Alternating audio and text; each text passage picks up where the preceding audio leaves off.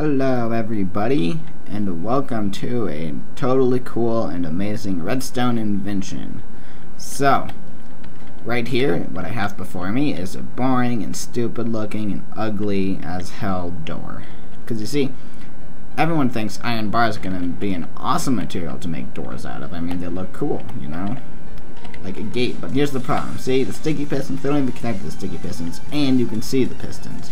So you just walk through it, and you know, it works, it blocks things out, but it's just so ugly, you know, and it's a really simple thing, you know. It just has the pistons here hooked up to a T flip-flop. There's the monostable circuit, there's the piston right here, so it's very simple, T flip-flop, you know, hooked up to the pistons, boring, uninteresting, and ugly, especially.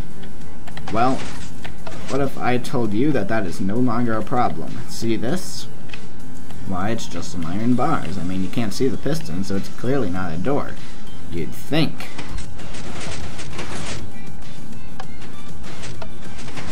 But it is a door.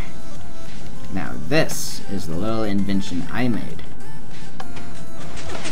It is a seamless door that can be made with anything. You can use glass panes, fences, any sort of transparent block without seeing the...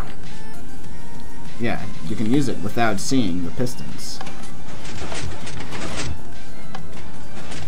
So let's take a look at how this works. So, lots of redstone. It's pretty complicated, which is why I have this version right here. It's the same thing, just much more stripped away, so you can actually see what's going on.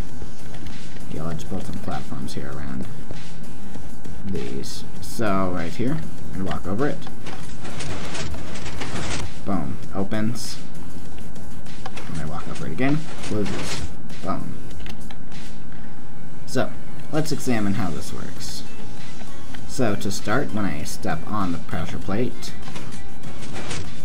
right here, it opens. It doesn't open all the way, though.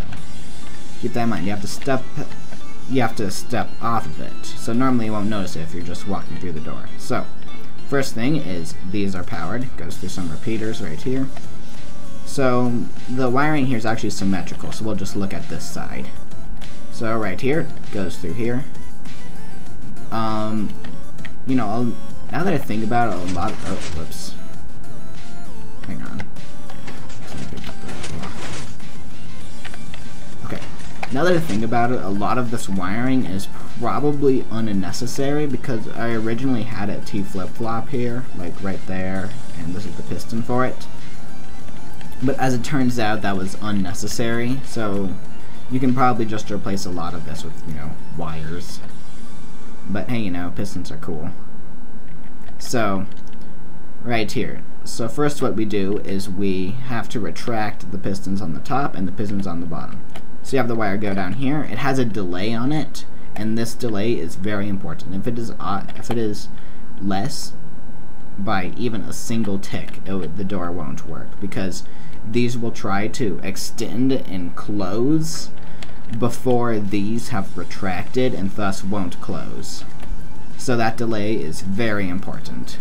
So the wire just goes down here and goes through these repeaters, then through this inverter right here, and here, and pulls back the piston when the door opens. Next, we have some redstone going up here, and we have the same set of delays. It's the same delay as it was on the bottom up here, going through this inverter and closing this piston. So that's pretty simple.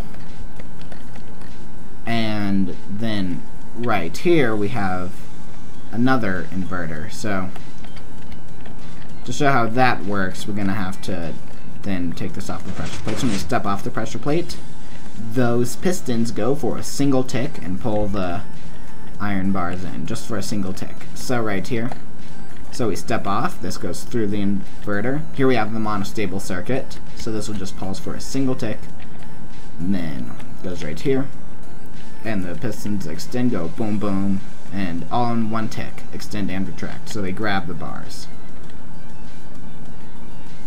Now, when we close it, that's where interesting stuff happens. And this is when the delay on these becomes important. So we step on. Okay, now this is important right here with the iron bars, because again, it pulses. This pulses for a single tick. Although, you might not know this, but when a sticky piston extends and retracts in the same tick, it will push the block, but it won't pull it back. It will still retract though. So it extends, pushes the iron bars into place right here, and then it retracts, but it doesn't pull them back, so now there is empty space here.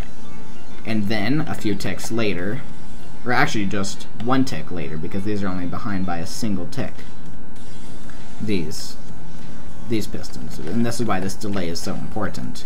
And then, as soon as these retract, these pulse, and then, you know, the current to them stops, the inverters go, and they extend. Same thing goes down here.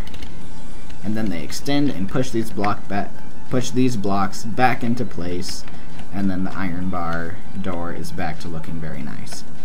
So, again, we step on it. See? Those go for... right. These stay the same. They stay retracted. These pull back. Then we step off. Those go for a single tick. Pull them back. It doesn't matter. When it goes for a single tick and the block is already extended, it will still pull them back if it's already in front of it. So...